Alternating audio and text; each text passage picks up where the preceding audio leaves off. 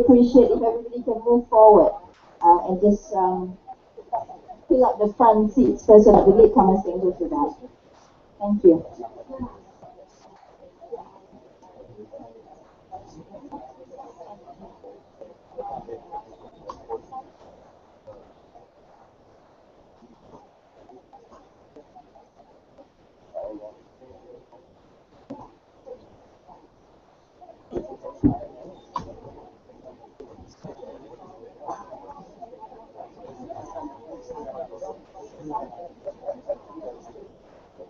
So I hope everybody can just settle in because we'll be starting very, very shortly. So Assalamualaikum again and a very good morning. So of course our distinguished speakers, guests, ladies and gentlemen. Without further ado, it is now my honor to invite our Prof. Halim Ali as moderator to share this conference's second keynote address entitled Nusantara, Malaysia and the Governance of the Southeast Asia. South China Sea by Prof. Emeritus Dr. Evans from the University of Bonn, Germany. Please welcome.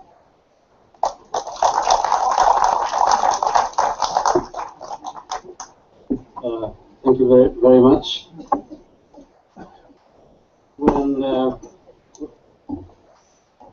was told that Hans will deliver a talk on Nusantara, he reminds me very much of Gajah Mada, maybe a century ago, when he said, "I shall not rest until I have unified the entire Nusantara."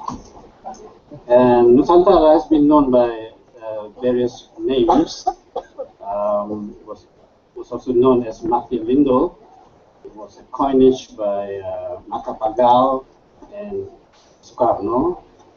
And later on by Sultan Takdir Ali Shabana, Professor Sultan Takdir Ali Shabana, who renamed it as Umantara, Antara Bumi. Nusantara is Antara Nusa. And Mafielindo, it stands for the three countries.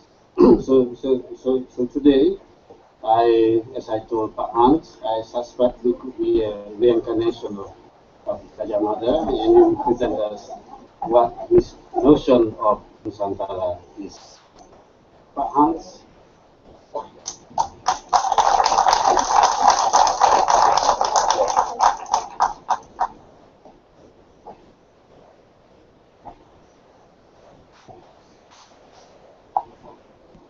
Madam Chairman, distinguished professors, teman-teman akrab and participants of this meeting.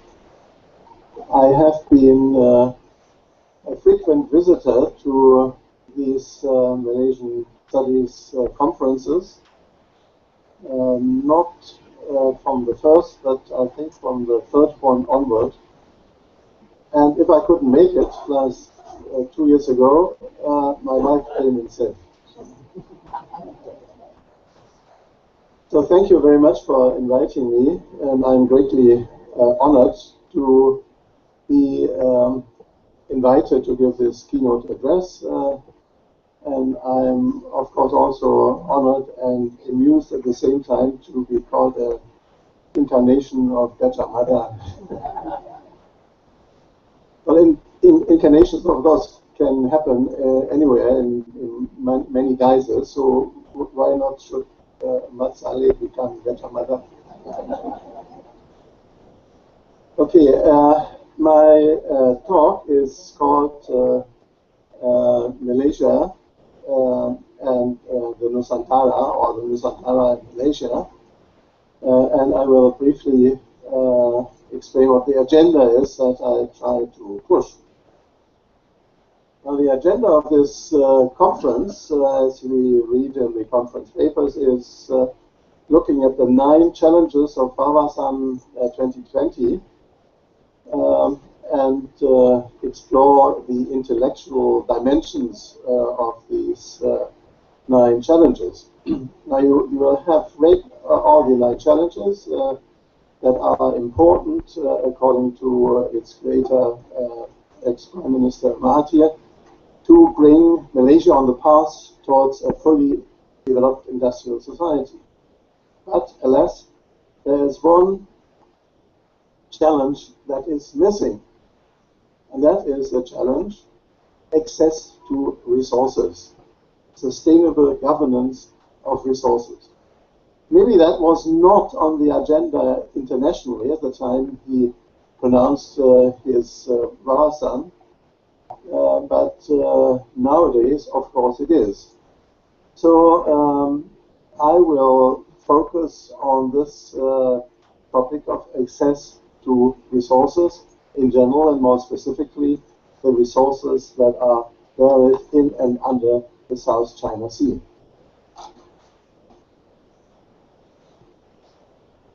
Now, the question will be, how can Malaysia get access to these resources of the South China Sea that are contested? And once this question comes up, who will actually govern the South China Sea?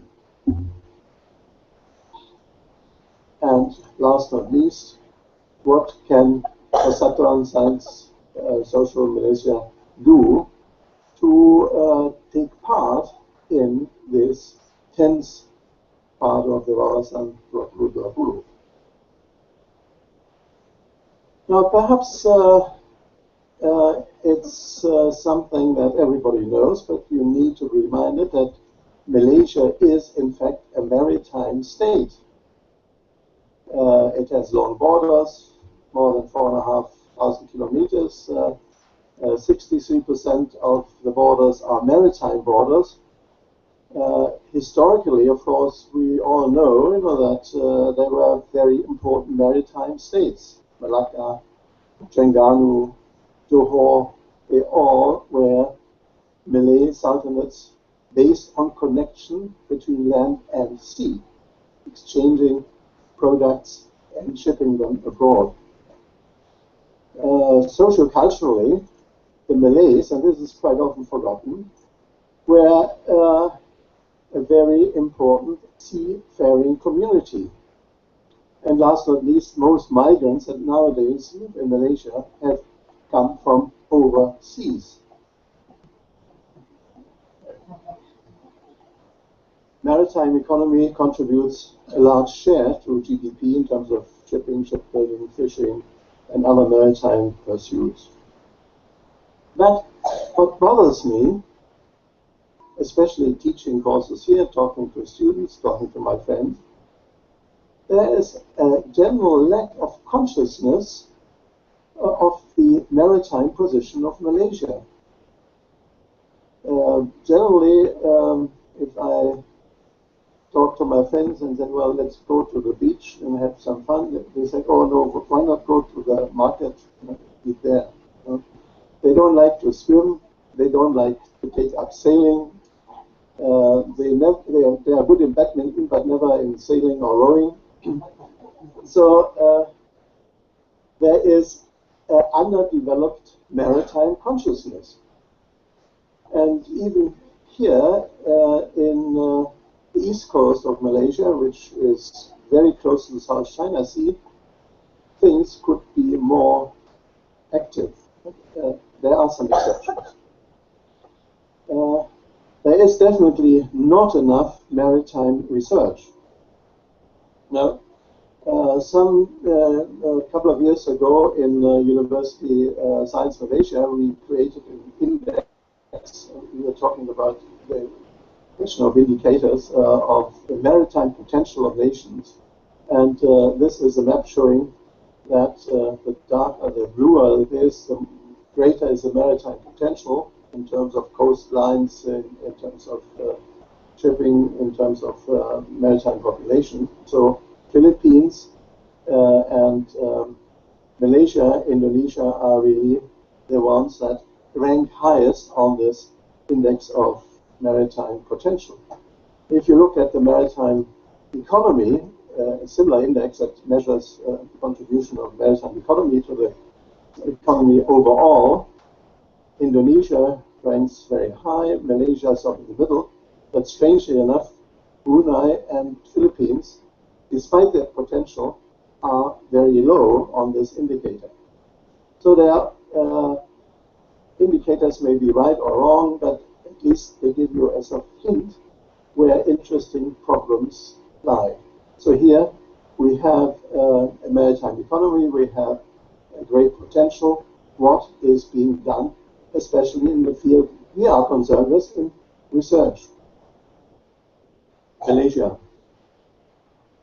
Well, this is a usual image that people have of Malays. They're kampong boys. Maybe there is some little bit of maritime culture, but not very much. So this is a stereotype that one always hears, and that is perpetuated in these nice cartoons by Bulat. Malaysia, a maritime state. Now, I was quite shocked reading the newspapers over the years. The national carrier, air carrier is must, so that was supported despite losses all along. But MISC, the big shipping company, withdrew from the Grand Alliance of container shipping, the German Hapag-Lloyd, Japanese Yagan, the big conference liners. And if you're not part of a conference, you don't get the cargo coming in. In November 2011, the line withdrew from container shipping altogether. I mean, containers are the lifeblood of an export nation. And the national sea line just withdraws. Well, I get worked up on this because I started in a shipping company after doing my A-levels, and I was a cadet midshipman in the German Merchant Navy, so I had some emotional ties to them. So it's like, why do they do that? And I can't understand it. Also, there is no Malaysian ocean policy. Well, there is a paper, Malaysian Ocean Policy 2011-2020. I obtained a copy, so if you have many students, you can also copies that are not published. It's quite an interesting document trying to really develop an ocean policy for Malaysia, a maritime policy. However, this was never passed by Parliament, let alone by the Cabinet. So it's sitting there, gathering dust in some ministries, and maybe in the planning department, in the Prime Minister's department. And however, I mean, I also have my doubts when I look at this paper. The main proposal was to set up a new Ministry of Fisheries and Ministry of the Seas. Well, maybe somebody is waiting for the next election and then needs another minister position to give away. Anyway, this ocean policy never came about. So, ocean policy, governing the South China Sea, what is at stake? Well, if you look at a map of the claims to the South China Sea, it looks like a puzzle. It looks entangled, it looks very, very difficult to understand. Just, following all these red, blue, yellow lines that everybody of ASEAN, except for Laos and Singapore, have a claim to the South China Sea. And of course, the biggest claimant is the People's Republic of China. You see the red line going all the way, which is normally known as the U-shaped line or the 9-dashed line. More about this later on. Now, basically, there's no problem because there is a convention, the United Nations Convention on the Law of the Sea, that was signed in 1977 and passed by most governments worldwide, including Malaysia, including China. All ASEAN states except Laos, for obvious reasons, have signed it. But the one big player that has not signed it is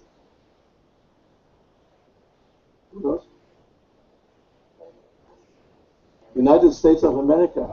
Malaysia has signed it. So one of the big interesting parties meddling a lot in the South China Sea is not part to the international law of the sea.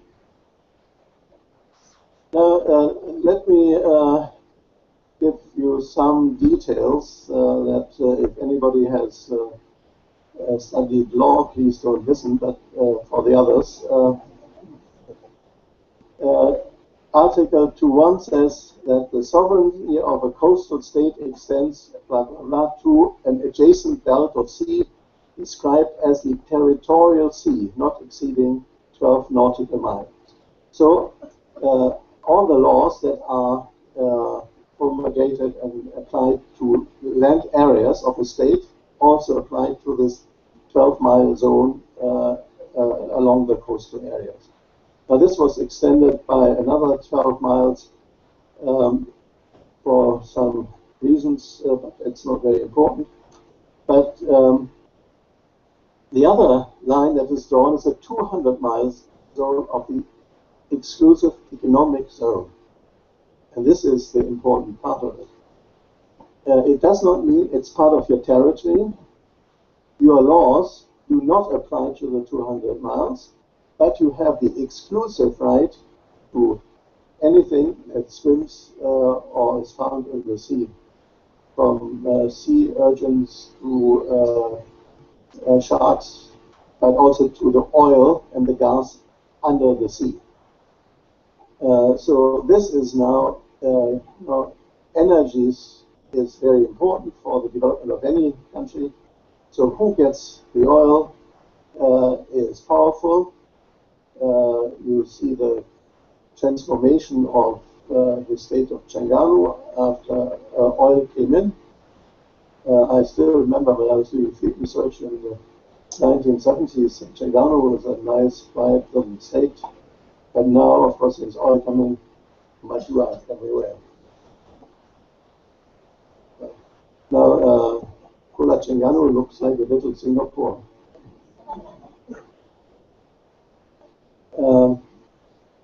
So all these lines that you saw on this map refer to this exclusive zone. I mean, just a simple way you have these 4 different zones, land, and then the 2 12-mile zones and the 200 EEZ. But as this is not territory of the state, all ships can pass through this EEZ, even through the territorial zone, the 12-mile zone. So this is from the old idea that the sea is free for everybody, free for traffic, for shipping. The right of innocent passage. Now, what does innocent passage mean? It's not that the sailors, of whom I was one at one time, are innocent. Far from the truth. No. Innocent means that they are not warships. If they are warships, they have to get permission to pass. So this is the case all the time through the Straits of Malacca. If a warship of a foreign nation passes through the waters of Malaysia, they have to get permission. Now, there is, however, another article, and this is the crucial one on which I want to focus. And this says, where the coasts of 2 states are opposite or adjacent, there's a median line. So, in terms of, I mean, we all remember our third-year lessons in school in mathematics. Drawing a median line is not that difficult. Yeah? So, in most cases, that works quite well.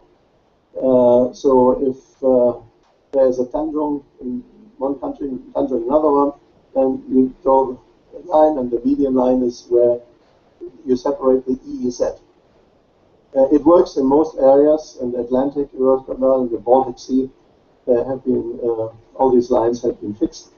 If there was quarrel as a court of law in Hamburg, so they settled this. So the line goes right in the middle. Now, however, there are other points in the law of the sea where trouble arises. Now, the median line. However, there can be historic reasons why you can deviate from this median line. There can be historic reasons. And that's what the Chinese government is banking on, historical reasons. And of course, they have a big advantage because the Chinese like to be real bureaucrats, even worse than the Germans. They wrote everything down. They prepared map, and so they have a lot of historical documents to prove their claim to the South China Sea. But that's a tricky issue. I come back to that again. Another tricky issue is that what do you do when there are islands? Or if there are big islands like Borneo, no problem. So the border between Malaysia and Indonesia, median line, no problem. However, if there are sort of very small islands, if they are rocks, so the law of the sea says rocks which cannot sustain human habitation or economic life of their own shall have no exclusive economic zone or continental shelf. Very clear cut. Well, however, what about the South China Sea? Well, let me quote a seafarer in a novel, Joseph Conrad, Typhoon. He says, the China seas, north and south, are narrow seas. There are seas full of everyday eloquent facts such as islands, sandbanks, reefs, swift and changeable currents, tangled facts that nevertheless speak to a seaman in a clear and definite language. To a seaman, but not to the bureaucrats in the ministries. They get very confused, and what is an island, what is a rock, becomes an issue because you can bank your claim to the resources of the South China Sea whether you own an island or a rock.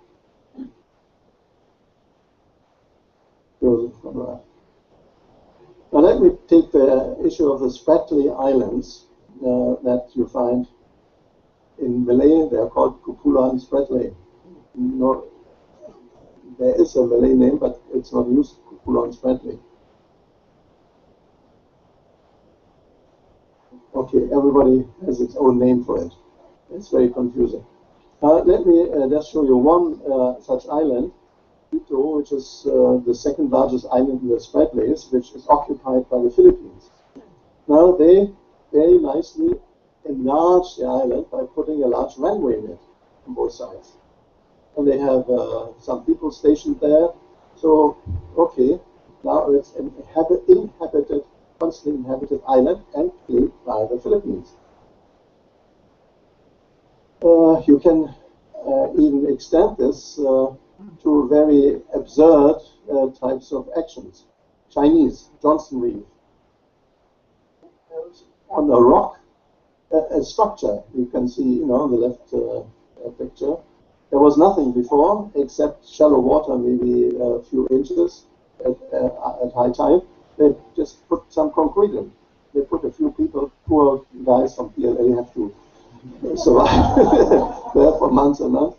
Okay, it's now an inhabited island. So 200 miles around this island now belongs to Chinese economic zone. All the oil and gas. Great, huh? Well, Philippines, they're not as quite as nice, but they put an old ship there, sank it on the rock, and put a dozen of Marines there every 3 months exchange, so they live in this old wreck. So Thomas Stowell is now an island occupied. Absurd. Okay, so you have now the South China Sea with different islands. There are also 2 islands in the Spratlys occupied by Malaysia. I tried to find out details, but I couldn't. And now the Chinese say, okay, we don't engage in all this quarrel, we just draw a line.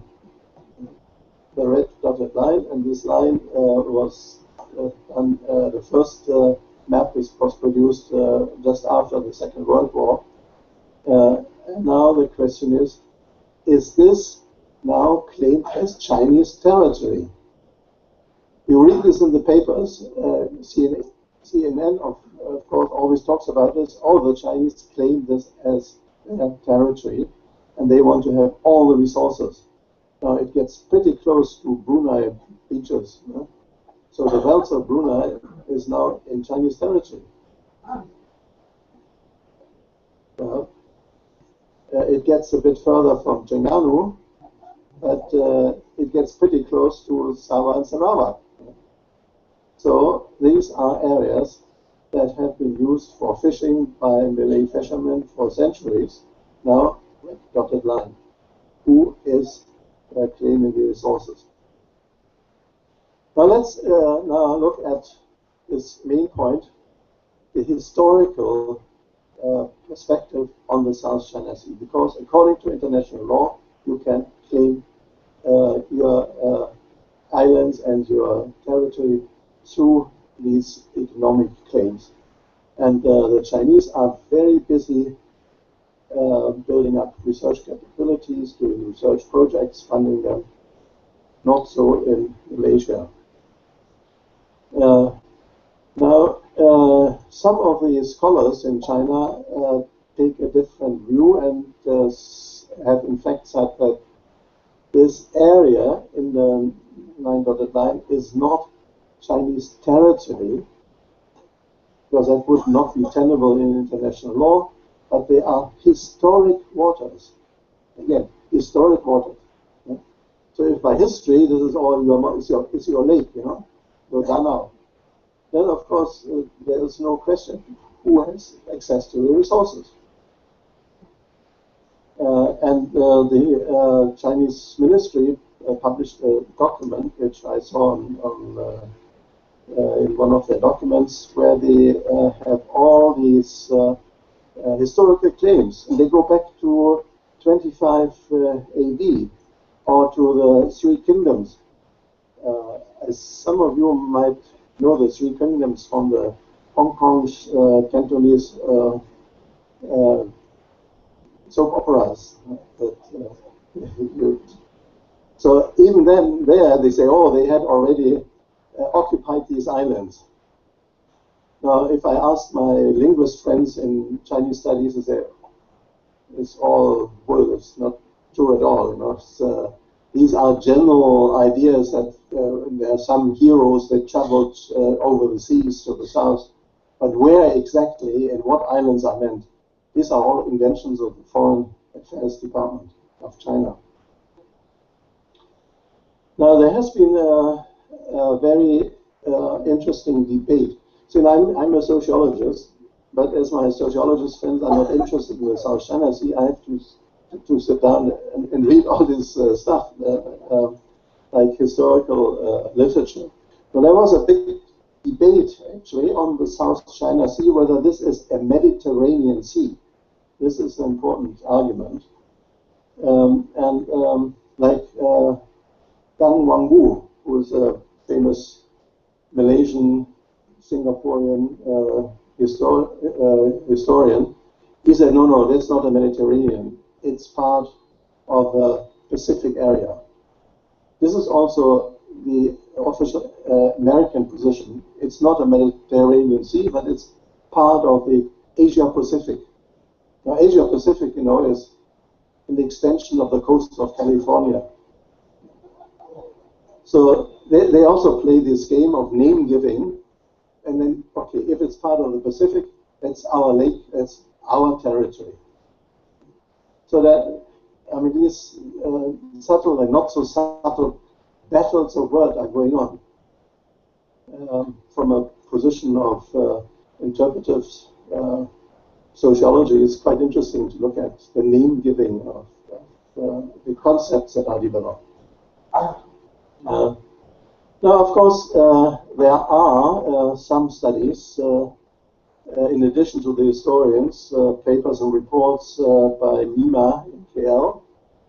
There's a maritime research. One of the main maritime research centers is actually University in Malaysia, Terengganu, which has several research units. And as we heard from the Vice Chancellor, his vision is to say we cannot in a smaller university do everything, so we concentrate on maritime issues. So that's one beacon of maritime research in Malaysia. Otherwise, not much. Now, there is very limited research by social scientists.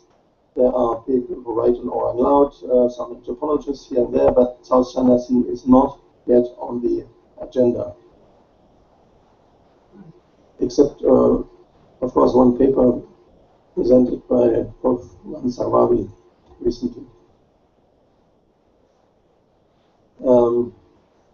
Just as a side remark, my advice to students sitting for exams, PhD exam, if you can't answer a question in Germany, you always say, well, Max Weber. If it's in Malaysia, you say, well, either Shamsul Amri or Mansawawi. So you're usually right because they've covered so many different fields. Okay, now, what would be a sort of a Malaysian perspective on the South China Sea? So I just want to float some ideas on this. And one of these ideas is, let's forget about South China Sea, let's forget about Nanhai, the South Sea in Chinese. What about the concept of Nusantara, which is so important? It's a Malay-Javanese concept. Now, originally it's supposedly derived from Sanskrit, Antara, meaning lying in between, lying adjacent, near, or Nusa Islands. So this designates an area that either includes or is between islands. That's the linguistic one. And the name is found in copper inscriptions from the 14th century in some Javanese manuscripts, so sporadically it turns up. It is mentioned in the oath, famous oath of Gajah Mada. As you know, I'm the incarnation. The chief minister of Majapahit, who says he will not enjoy his rice and curry, he can only eat rice but not the curry, until the Nusantara has been subjugated. So now there's the question, what includes this Nusantara? And there is some evidence that in the Majapahit, it included the whole of the Java Sea, but also the southern part at least, if not the whole of the South China Sea. Because it included all the Kerajaan and the Malay, like Kutai and Brunei and all the various places, also which is now Malaysia and the Philippines. Of course, there's no map, but this seems to be the case. It also turns up in the Sejarah Melayu. I'm not a linguist, but I looked through my copy I had at home, and it also refers to Majapahit and says, it refers to Sekala Raja Nusantara Pula Setengah Takluk kepada Baginda. So they are the allegiance to the ruler of Majapahit. They are part of the Nusantara. Now, where the outer limits are is unclear. Now, I have looked into this conception of space, which is a topic, I think it's in my full paper, but I can't go into this here.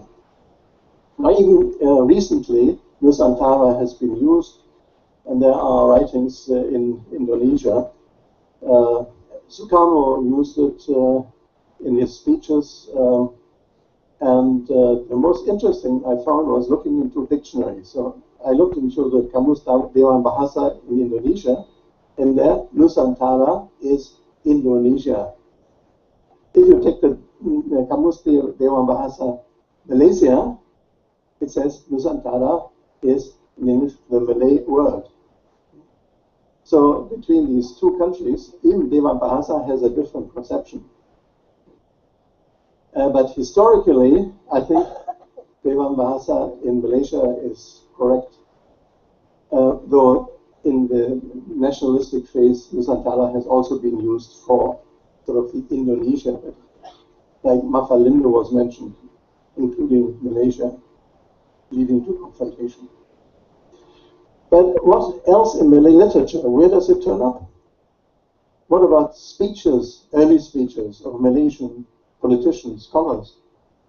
I tried to go through the literature. I didn't find anything. Nobody has ever written, apparently, anything about Nusantara. Please correct me if I'm wrong. So we have the concept of Nusantara, maritime states in the Malay world. Sriwijaya, Majapahit, and Malacca. The Javanese coastal states like Demak, in contrast to, say, Mataram or Solo, Yogyakarta. Then, of course, all the Malay sultanates along the South China Sea, from this one, from Terengganu to Borneo to Brunei and the Eastern Islands.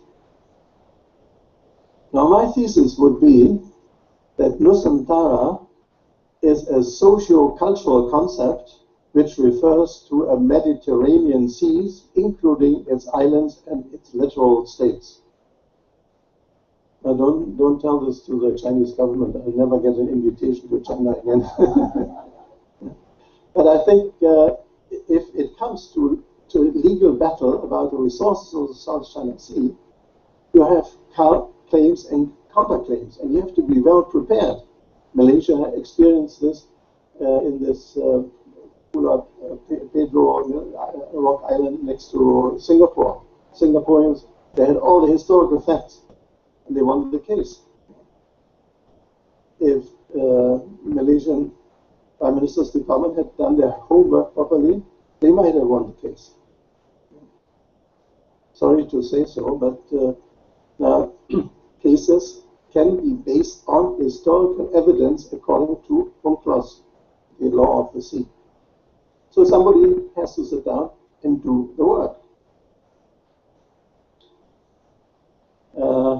Well, this thesis that this Nusantara is a Malay sea and includes the South China Sea needs verification.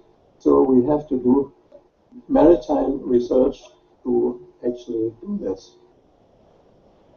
Just to do my duty to Brunei Darussalam, I mean, this is still a functioning Malay kingdom with Kampung Ayer in the Brunei River, with the Istana, the upriver, with the Masjid Negara, and of course His Majesty the Sultan, the absolute ruler of Brunei, living on resources, formerly forest resources, now on oil and gas, in the South China Sea, in territory claimed by China, partly by Vietnam. Another point, of course, is now which way do I look to get the data that I need? Malay trade and seafaring. Of course, the Buginese, the Malacca Malays, Bruneian Malays were all roaming the South China Sea as fishermen, as seamen, as traders. And this is still going on today, or at least until a few years back. When I was doing field research in Riau area in eastern Indonesia, traveling on these wooden ships, partly sailing, partly already by motor, I sat in the evening and talking to these Duragan captains, and they could explain to me all the currents, the way they were going, the points they were looking for, the islands. They all had Malay names, including Singapore. Yes, I have to tell you this. I was talking to one of these sea captains. He was going from Tanjung Pinang to actually Terengganu, because his son was getting married in Terengganu. They had all these connections going. And I said, which way do you take? He said, well, this, and then. And then he said, then we passed the Raja Singapura. Actually, excuse me, yeah, Raja Singapura. Who's the Raja Singapura? He said, oh, Lee Kuan Yew. So, I mean, for him, this whole area was still Nusantara, yeah? Whether it's Singapore, and then there was Raja Singapura, and then there was another Raja, and then the Sultan of Terengganu, and so on. You know, this, and all this is not documented because nobody has really done any serious research. So you cannot say this Spratleys is called giving it a Malay name. You can just say Kupula Spratley. Very weak argument. But I'm sure all these rocks, they are known to these sailors and fishermen. So there is one problem that I ran into when I was looking into this. But this is all very preliminary type of research, I'm telling you, which I would call the Great Malay Maritime Mystery. Now, there are pantons and classical tests describing voyages. There are the oral reports by fishermen, by sea captains. They can tell you all this. But going through the literature, I could not find any Malay map, no sea charts. Now, being an old sailor myself, I was very disturbed. You know, how do they find their way? Again, one of these anecdotes, I asked one of these sea captain who had gone all the way on his small boat, partly sailing, partly to Australia, where they go ashore and they say, oh, we are shipwrecked, and they get support from the Australian government and turn around and go home. Okay. I said, how do you find the way? I mean, there are reefs and so on. And, do you have any sea charts? He thought, oh yeah, we have. Then he climbed down in his cabin, came back, and he showed me a little booklet. And it said, Atlas Schola Frenda.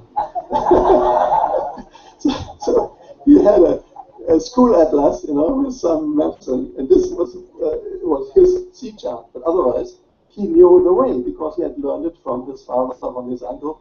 You have to go to find this rock, and then that rock, and that current, and then at this time of the year you get the wind from that direction, and so on. He has all this local knowledge, including the names for all these rocks. So I think this would be a fantastic type of research for some of your PhD students, to interview these Malay sea captains and ask them, you know, for their voyages, descriptions, names, to build up the historical evidence of the claim to the South China Sea.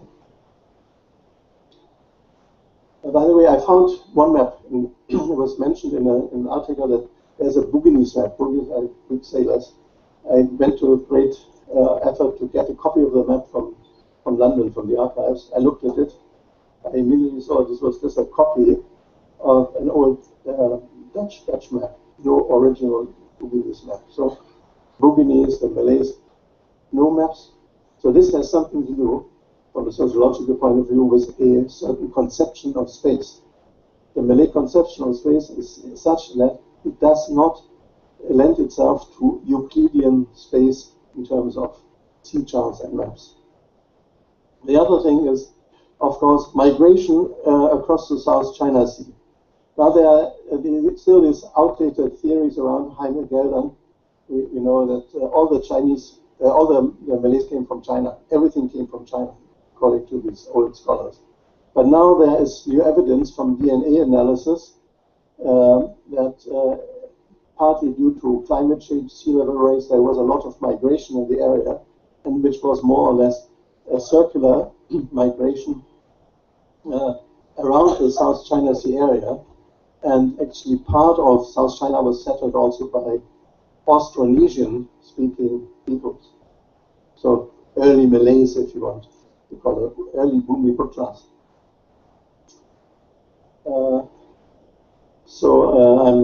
I'm quoting some of these sources. So looking at the Chinese position, there are so many maps, there are many historical evidences, but Malays, it has an oral tradition of referring to coastlines, rocks, and so on, and these can be researched. typically by anthropologists and sociologists who concentrate on interviews with the actors. Yeah. Another interesting point is how a Mediterranean Sea is being created. And this is my current research interest around the South China Sea.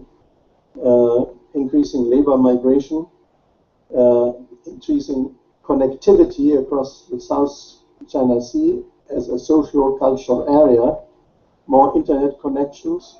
That this is a map of the cables that are there now, and there are other types of connection like research cooperation. This is science cooperation 1990 to 2000. That means joint research being done by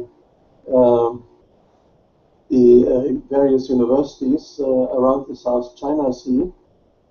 I see the UNESCO is listening.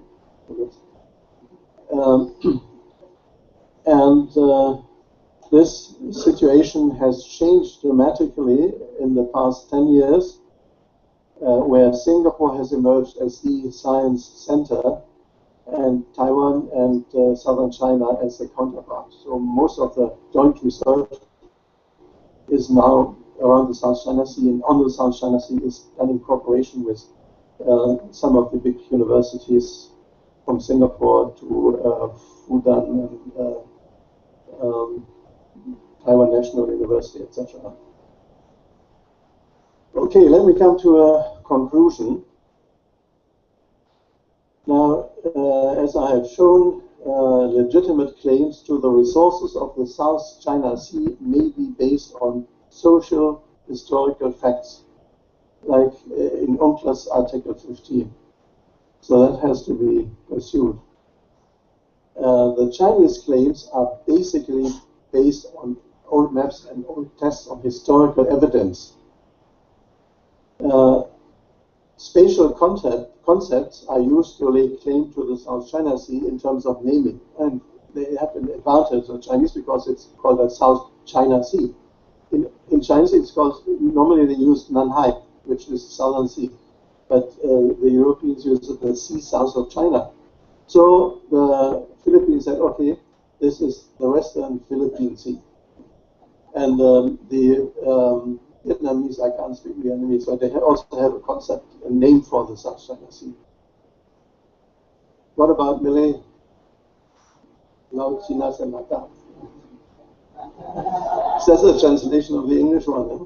No own concept, not Nusantara Sea or something like that. So the battle of concepts is quite important, and it's an interesting study that could be done. Nusantara as a new concept covering the South China Sea. The battle of words and historical claims is on. So, governing South China Sea Nusantara model, socio-cultural traditions are important, and that's where we come in as social scientists. And a Nusantara model of sharing resources, of differentiated according to types of resources, and what is sort of from a Malay conception of space is quite possible. So why not have an arrangement? The fish belong to one country, the oil to another one. Yeah? I mean, in terms of European or in Chinese conceptual space, impossible because space is fixed. But from a Nusantara point of view, okay, why not? Like the Sultanate of Yogyakarta, one desa belongs to Solo, the next one belongs to Yogyakarta. So it's chatted. So why not resource sharing, which would be, I think, quite acceptable from a Nusantara point of view. So social science research on the South China Sea as a social cultural areas, historical linguistic research on the concept and meaning of Nusantara is really necessary to support Malaysia's claim to the South China Sea resources. And this should also be an agenda for Persatuan Science Social Malaysia and convince the Ministry of Education to give a lot of research funds to you. Thank you very much.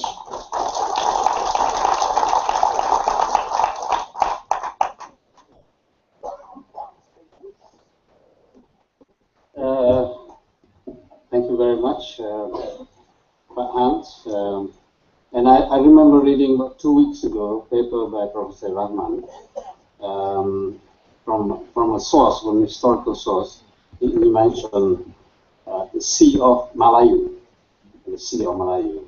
Would that term be appropriate to describe the South China Sea?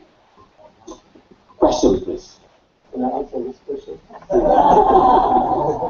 The Sea of Malayu was first, the term was mentioned in an Arabic text, actually, and the question was whether it is applied to the Straits of Malacca or beyond, and is found in a paper written by Andaya, historian from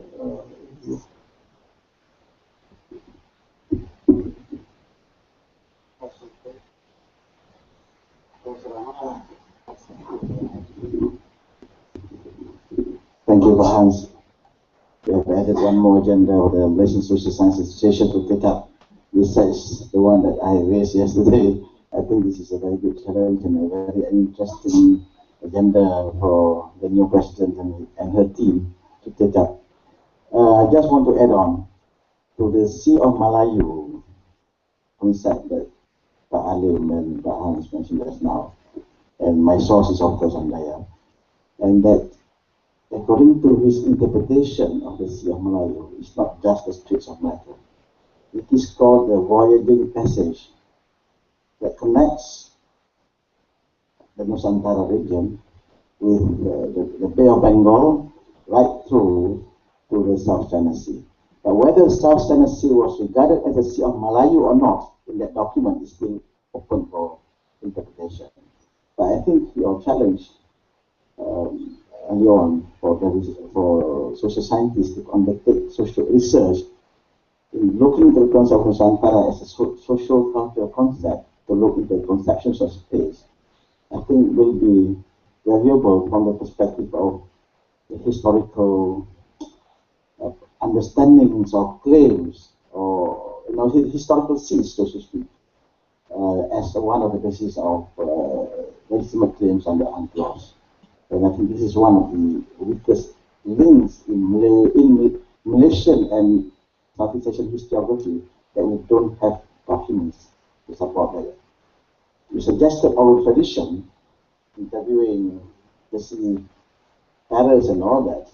The question is that their memories may not extend beyond to the earlier periods that can be regarded as having that historical legitimacy. I mean, your response to that.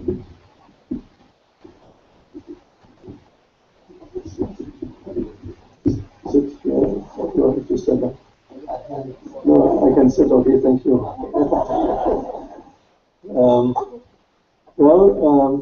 I showed you the pictures of these rocks, which has an airfield or some helicopter landing space. The Chinese even used one of these rocks and put a hotel and say this is a tourist destination. So you can book a trip there now. Now, if documents do not exist, you create documents in the same way as you create islands out of rocks. So if you go and interview fishermen and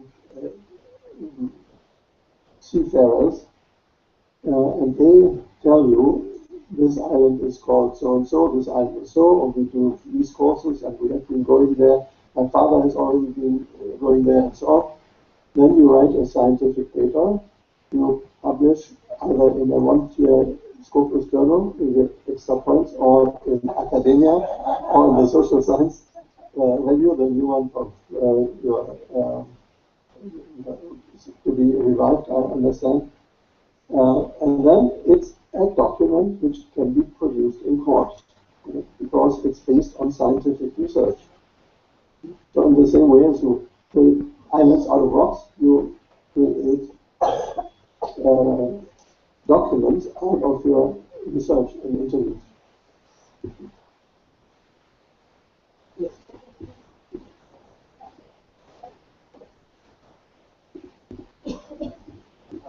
Just one more point, I just remember, living Prapancha, after is part of Nusantara.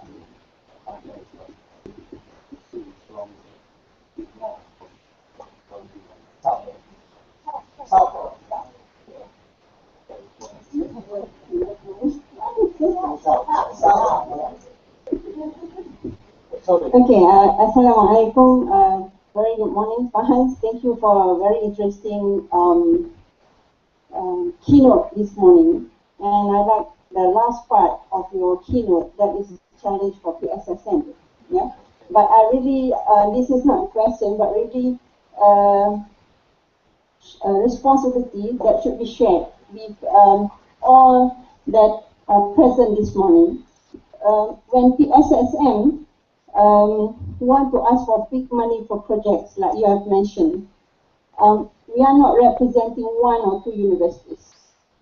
So there are bosses in this hall, there are deans, deputy deans, head of programs, and head of departments. I'm from UKM. I'm the chair of the School of History, Politics and Strategy, and I do teach military programs. I teach political science. My problem is when we go into disciplines, that is the problem when we ask for big money. When we want to get universities to cooperate, they don't cross boundaries. They don't do much of multidisciplinary research, and it's a problem. I'm a political economist. I go multidiscipline. It's easy for me to get money from different sources. I do urge the deans, deputy deans, head of programs or departments to have as much as multidisciplinary courses. So that will help the SSM. And I'm here talking as the deputy president, helping Rashila to get money for all of us. Yeah, we hope to get as much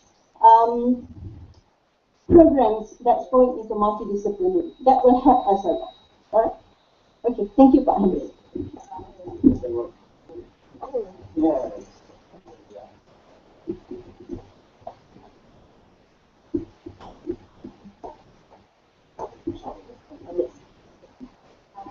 Thank you for colleague from UCM for saying that we all have responsibility.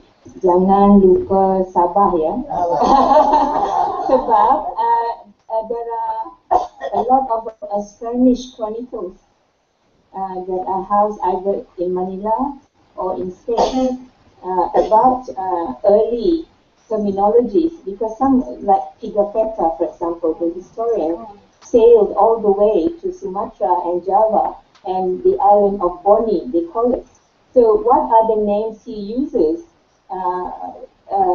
Malay names that he used for the seas that he crossed. In fact, he met what he called a Filipino in Java when actually a Malay. He confused Filipino and Malay. Maybe there was no distinction in the Nusantara at that time. And if there was no distinction in terms of ethnic categories or racial categories, maybe in Spanish chronicles, there would be Malay names recorded by a Spanish historian. So at the University of Malaysia, Sabah, there, not just Terengganu, there is a Borneo Marine Research Institute. It's full of marine biologists. There is no social scientist yet, but we are trying to penetrate. The social scientists are trying to penetrate this very ultra. So we have the same problem as you, trying to work transdisciplinary, but I don't think it's an impossible problem. We can try. We are trying at University of Malaysia Sabah. And then recently there was a formation because of the so-called Sulu intrusion. I don't want to say it's other words being used, but intrusion is politically safe.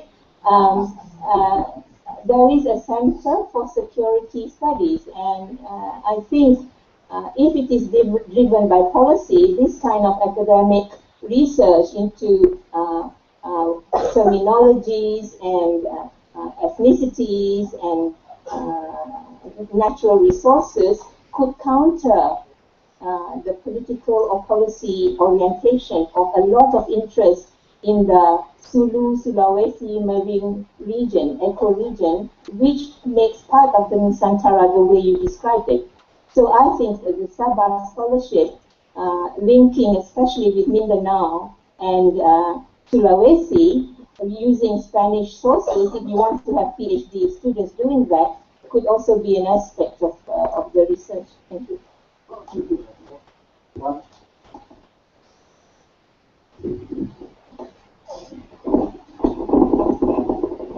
Thank you. I'm really interested in the concept from the point of view of popular culture, because I think we have seen in Malaysia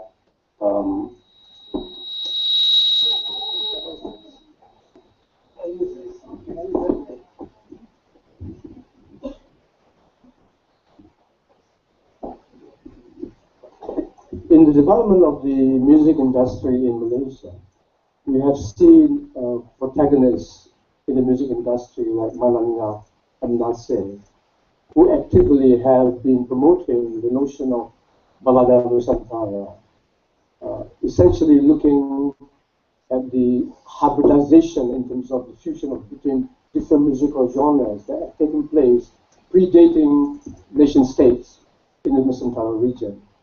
So, looking at that particular template as a fusion of folk culture, and even say in the film Putri Gunung Ledang, you can see that the version done by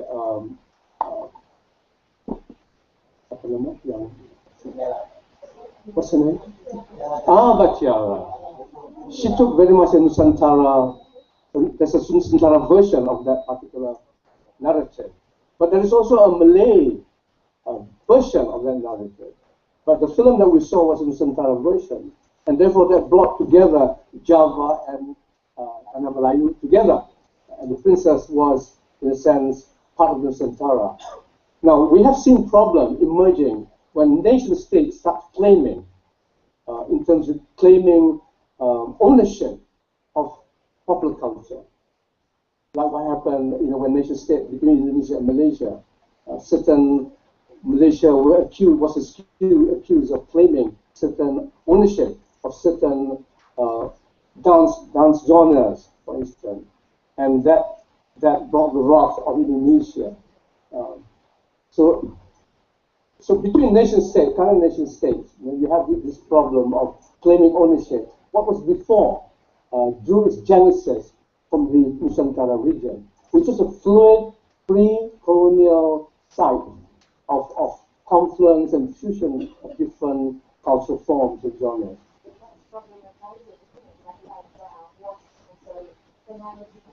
It's about dominance discourses of the state. So this is a very political project. Yeah, really good. It is this political project. Yeah, because of colonization, Indonesia and Malaysia don't like each other in certain things that portray in oil palm. Yeah, in economic development like oil palm, we work together. But there are issues of nationalism that have been created. Yeah. I'm just talking about the point pointed out by Prof. Han. It's the idea of sharing resources. It's not just material resources, but cultural resources. There was this kind of sharing in the Nusantara region. Time when nation state, there were no nation state as yet. There were no claimants coming out on the basis of nation state. That's ours. It's not just in terms of natural resources, but in terms of cultural resources. Thank you very much.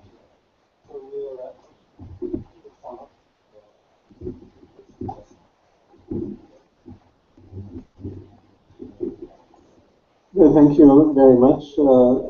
There are quite a few interesting responses. from the audience, not only verbal ones, but also facial ones. Like when I mentioned the Sanhua, the Three Kingdom soap operas from Hong Kong, I saw a number of people nodding, and not only Chinese, also others. So some of them have seen it. So that is supporting your claim, Mansarami, about popular culture.